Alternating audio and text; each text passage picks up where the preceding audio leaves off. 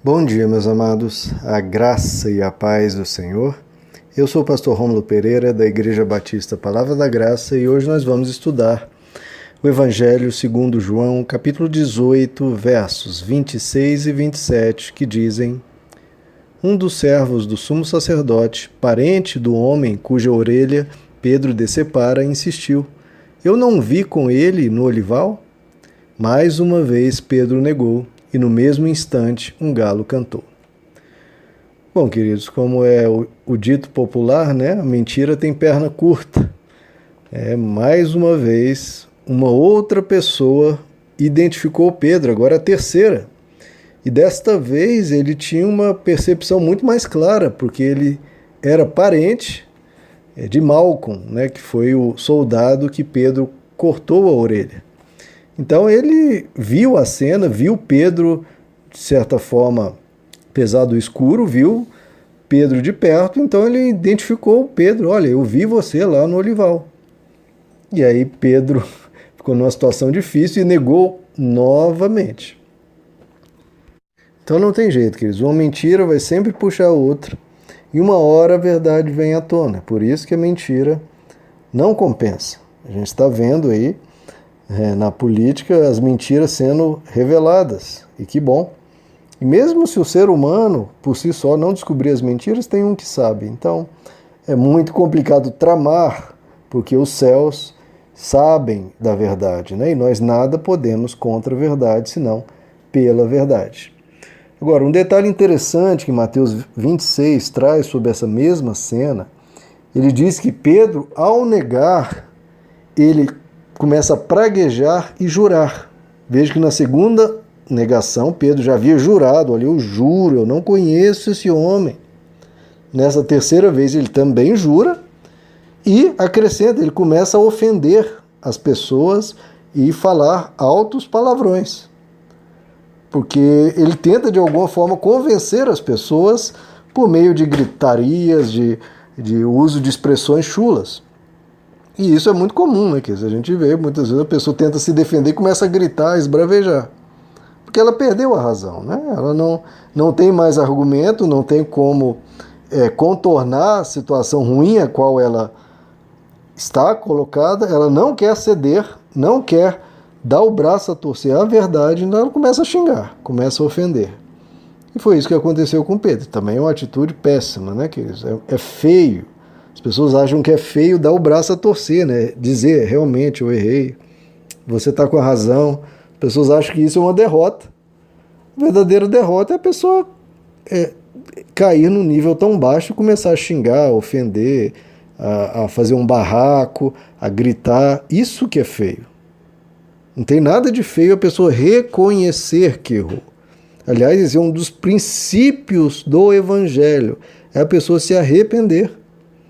Então, se você errar, não começa a aprontar, a gritar, não, peça perdão, reconheça, isso é lindo, reconhecer é lindo, é algo virtuoso.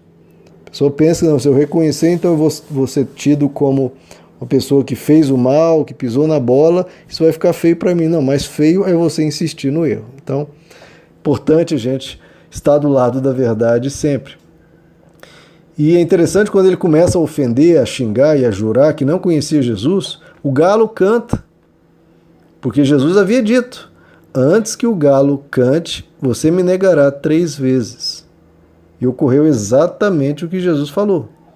E Lucas capítulo 22 nos traz um detalhe interessante. Diz que quando o galo canta, e Pedro estava ali ofendendo e xingando e jurando, diz que Jesus estava passando e Jesus olha para Pedro, e o olhar de Jesus, aquele olhar fulminante, encontra o olhar de Pedro. E aí Pedro se lembra do que Jesus havia dito: antes que o galo cante, você 3 vezes me negará.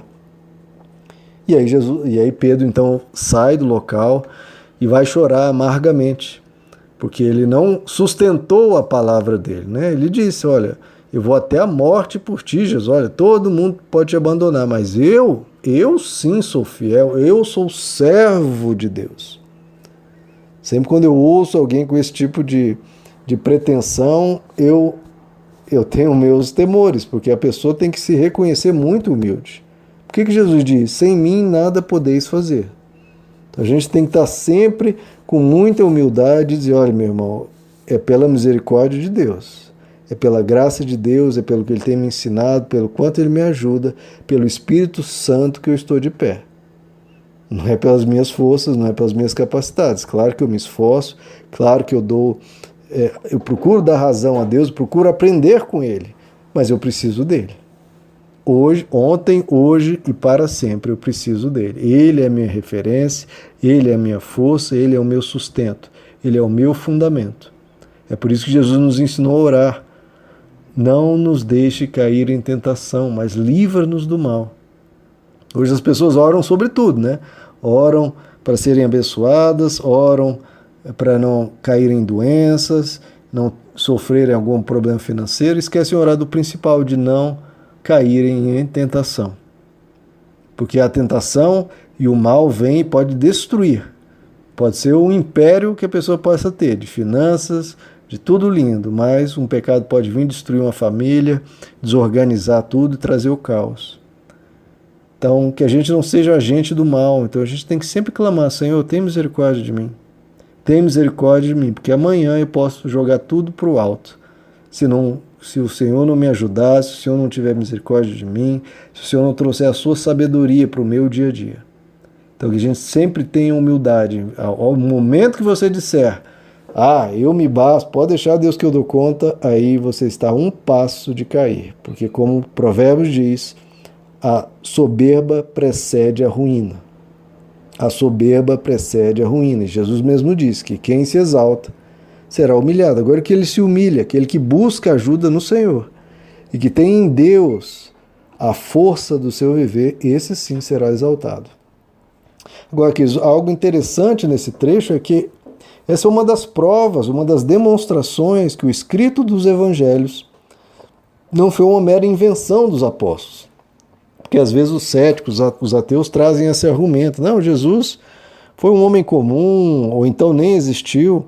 E aí os apóstolos se reuniram ali num grupinho fechado e falaram, vamos criar aqui uma história que vai nos beneficiar, que a gente vai montar aqui uma seita, vamos ficar famosos, vamos ter um grupo aqui nós, vamos ter seguidores, então vamos inventar aqui uma história bem elaborada. E eles compuseram os evangelhos ali, bolaram toda essa história. Agora, um dos argumentos aqui que mostra que essa teoria é totalmente fantasiosa, é claro que existem inúmeros.